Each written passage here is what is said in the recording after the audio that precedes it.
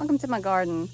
I used to struggle really bad with fall plantings because a lot of times if you want to grow some kind of broccoli or Brussels sprouts like we love, you've got to start your seedlings in the middle of summer.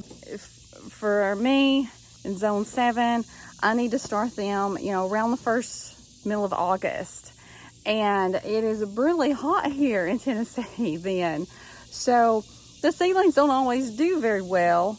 And I don't like to start seedlings in the house because there's all kinds of problems with that. Something that has worked out is as I'm cleaning out the beds and preparing them for fall, I can take a bed that's not going to be planted until September or October, and I can hoop it with our raised bed system, and I can put a shade cloth over, and it is the perfect place to start fall seedlings because it's going to provide direct sunlight, but it's shaded so it's not too harsh on them. A lot of the fall seeds don't really like 90 plus degree weather. This is the system, and it's going so well.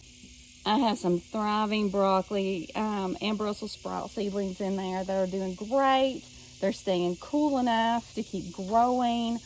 They're not getting any kind of heat issues throughout the day.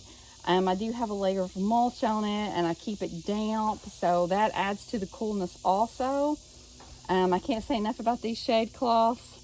They're wonderful to have around, and the as my husband calls it, the rock and block bed system that we got going on here with the raised beds, it just makes hooping so simple and easy. For season gardening, the more flexible you can be with your beds, the better, especially if you're limited on space. But anyway, this is working so well, and I'm so excited about fall planting. So hope you guys are having a great day. I hope your garden is growing beautifully.